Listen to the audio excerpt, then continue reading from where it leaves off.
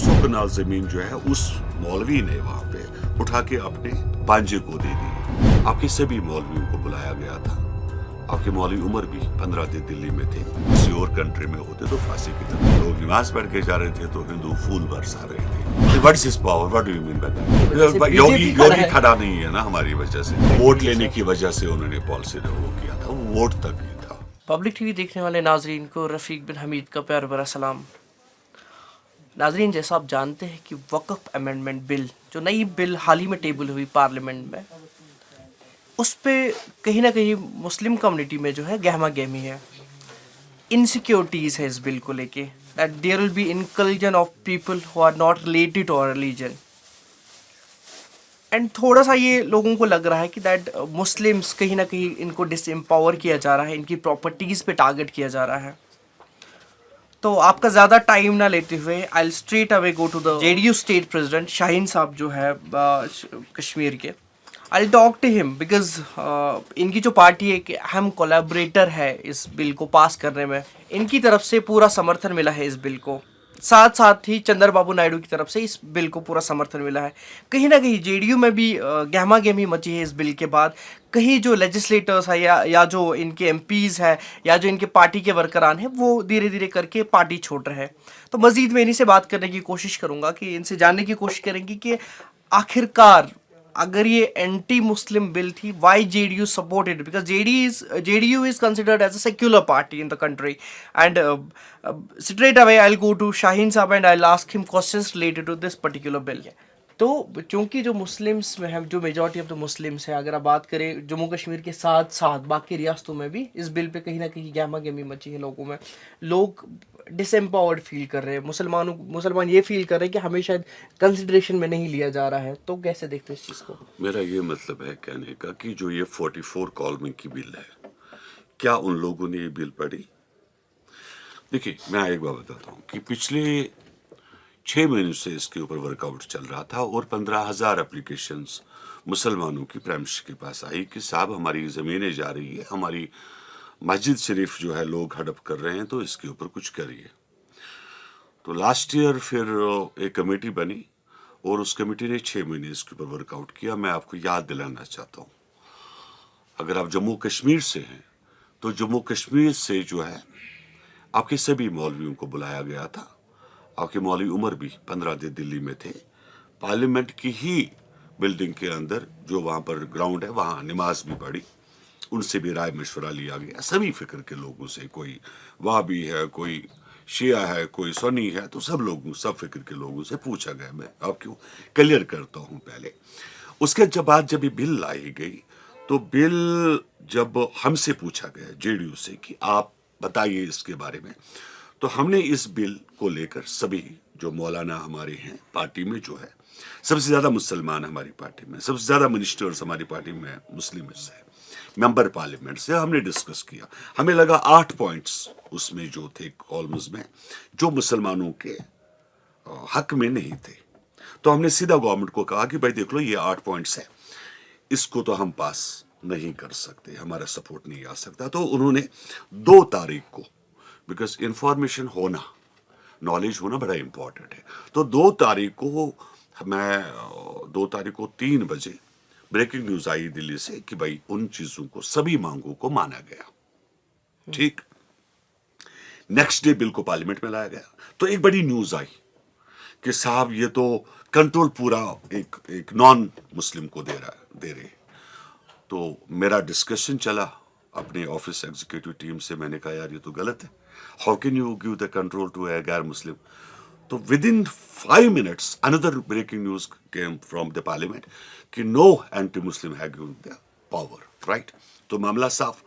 उसके बाद जो अजमेर शरीफ के मौलाना साहब है उन्होंने सपोर्ट किया, हाजी अली दरगाह की जो कमेटी है उन 8 मेंबर्स 11 मेंबर्स की सपोर्ट किया, हमारे जो दिल्ली के जो शाही इमाम है उन्होंने सपोर्ट किया। उसके बाद जो आपके निज़ामुद्दीन अवलिया है उनने सपोर्ट किया, उनके जो मेंबर्स हैं।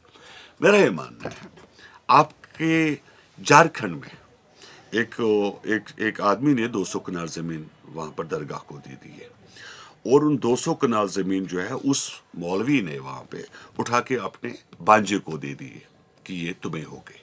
और उस भांजे ने वहां पर 5 स्टार होटल बनाया। क्या ये गलत नहीं है? क्या इस चीज को आप चाहते हो कि ये जो सभी प्रॉपर्टीज है ये लोग बांट के खा लें और इसके ऊपर कोई कमेटी ना हो, इसके ऊपर ऑडिट ना हो? अगर ऐसा होता, एंटी मुस्लिम बिल होती, तो जेडीयू सपोर्ट क्यों करता? मेरे तो सबसे ज्यादा मुसलमान है, मेरे तो मिनिस्टर्स ये बैठे हुए हैं। तो भाई हमने, नीतीश कुमार ने कब सरकार के लिए फिक्र की है? आपको याद में दिलाना चाहता हूं, जब नीतीश कुमार रेलवे मिनिस्टर थे दिल्ली में, गवर्नमेंट ऑफ इंडिया में, एक जगह ट्रेन का एक्सीडेंट हुआ लापरवाही की वजह से, जिसमें कुछ लोग मारे गए। वाजपेयी की गवर्नमेंट में तो उन्होंने इस्तीफा ही दे डाला। आपको याद दिलाना मैं चाहता हूँ, कम से कम हमारी पार्टी जो है इसको सपोर्ट नहीं करते। आपने यहाँ देखा होगा। मैं आपको यहाँ रोकना चाहूँगा।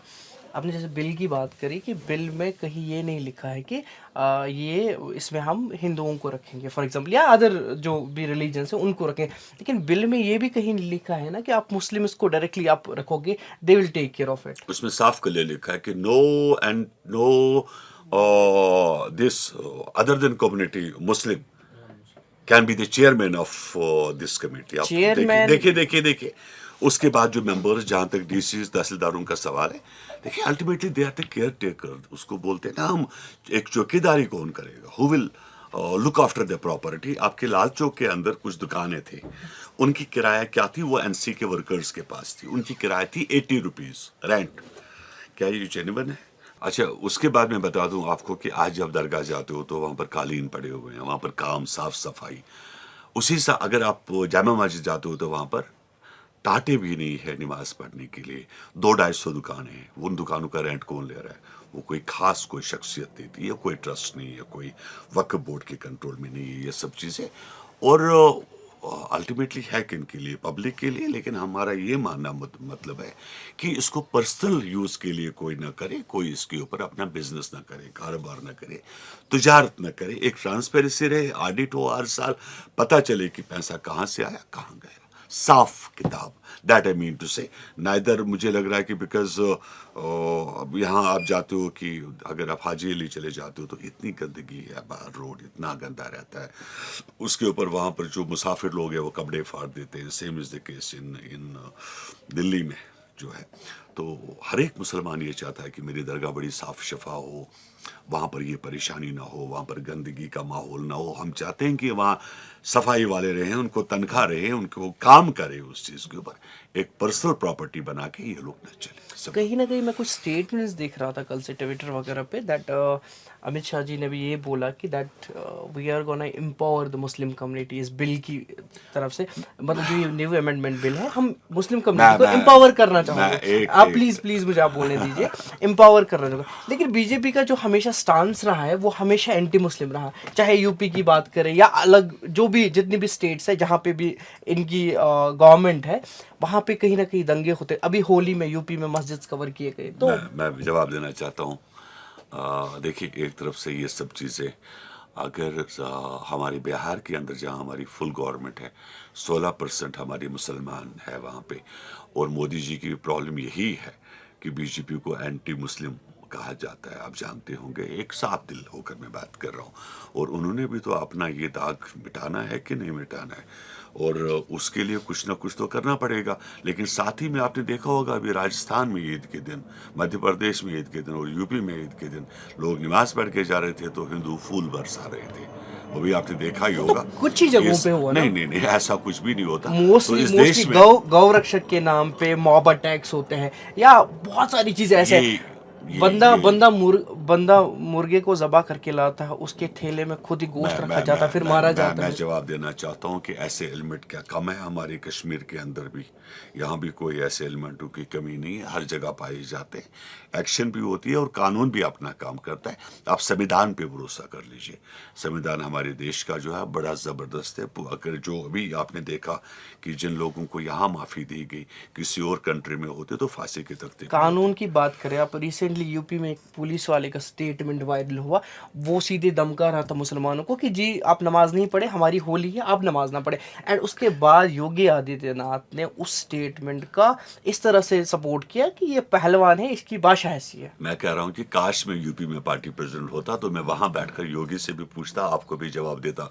मैं J&K में हूँ यार, J&K की बात करें। नहीं, आपने ये बोला ना कि कहीं ना कहीं बीजेपी दाग मिटाना चाहिए, तो अगर उनको दाग मिटाने, देखिए ये मुस्लिम मेजॉरिटी स्टेट है, यहाँ पे ऐसा इंसिडेंट आपको हाल देखने को नहीं मिलेगा, but when it comes to stand of your party JDU, it's a secular party, But JDU but is, you are but we are not UP. We are in Arunachal. We are in other but states. We are not in UP. We are not in आपकी UP. वजह से योगी BJP खड़ा योगी है। खड़ा नहीं है ना हमारी वजह से। योगी होता तो बाई टचवुड मैं उससे जवाब ले लेता, but not in UP. JK assembly में रक्स बिल पे डिस्कशन नहीं हो रहा है। It is good because it is a healthy discussion. Umar Saab होने is ही नहीं doing, दे रहे ना। Umar Abdullah is doing healthy exercise nowadays. You are fully Umar aware Abdullah of is that. not there. He was He's yesterday not there. in Tulip He's Garden. not there. He was He's in not- Tulip Garden yesterday. Yeah, he was He is in- trying to the best. If he will join NDA, what's wrong? why there is a problem? अगर Omar Abdullah home minister को welcome करते हैं या जो किरण रिजिजू साहब है उनके साथ जाते हैं, तो what's the problem in it? वही व्हाई तो यू मैं आर कह रहा हूँ, टेकिंग उसमें इट? नहीं, उसमें कोई प्रॉब्लम नहीं है। मैं तो कह रहा हूँ कि देखिए भैया, उमर अब्दुल्ला को भी रहना है यहाँ पे, काम करना है, तो उसके लिए एनडीए को सपोर्ट करने कोई बुरी बात नहीं है। इनका अलायंस अभी कांग्रेस के साथ है, सबको पता है कि आम आदमी पार्टी है, कांग्रेस है, बट कहीं ना कहीं आप जबरदस्ती क्यों जोड़ रहे हो उमर अब्दुल्ला वो को वोट NDA के लेने साथ? की वजह से उन्होंने पॉलिसी वो किया था, वो वोट तक ही था। वोट हो गया, अब उनको उनके साथ कोई अलायंस नहीं है। शाहीन साहब, आपकी जो बातें हैं कहीं ना कहीं ये झलक देखने को मिलती है कि आप पीपल्स, जो लोगों ने मैंडेट दिया उमर अब्दुल्ला, आप उसका रिस्पेक्ट नहीं करते हैं। नहीं, मैं क्यों नहीं रेस्पेक्ट करूँ? अगर मैं रेस्पेक्ट नहीं करता, मैंने क्या कोई प्रोटेस्ट किया उसके खिलाफ? आप हमेशा उमर अब्दुल्ला को Welcome. सरपंच बोलते हो। कौन? What is his power? What do you mean by that? Still, You just tell me. it's a people's mandate. You should respect that mandate. I'm respecting the mandate. That is the reason he is the Sarpanch of the Jammu and Kashmir. Union territory में you are not a chief minister. You can imagine. आप दादर नगर हवेली को देखिए, and same is just like Jammu and Kashmir. Okay?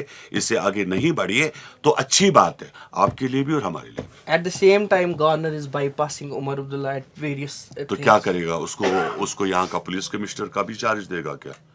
नहीं, अभी already transfer 2000 तो और क्या, because revenue इसके पास है नहीं भाई। 2019 एब्रोगेशन में आपका रेवेन्यू नहीं है, आपका फॉरेस्ट नहीं है, आपका होम नहीं है, मामला खत्म। Why you are asking again and again again, जबकि पता है कि इन तीन चीजों से कोई लेना देना नहीं है आपको। जब आपने इलेक्शन लड़ा, आपको पता था कि मैं यूनियन टेरिटरी में इलेक्शन लड़ रहा हूँ, राइट? एग्री?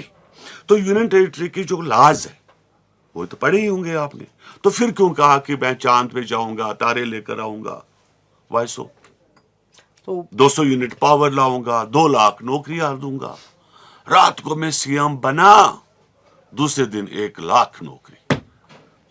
तो कैसे देखते हैं अब आगे जो फ्यूचर है? चाहे उमर अब्दुल्ला की बात करूंगा मैं, उसके साथ साथ जम्मू एंड कश्मीर स्टेट का भी फ्यूचर जुड़ा है, तो कैसे देखते हैं इस चीज को? नहीं, जम्मू कश्मीर का स्टेट माशाल्लाह गुड है, फ्यूचर अच्छा है, बिकॉज हम लोग डिपेंडेबल नहीं है। Omar Abdullah God is doing best, and government of India नजदीक से फोकस कर रही है। पहला गृह मंत्री है जो 3 दिन जम्मू कश्मीर में बैठा।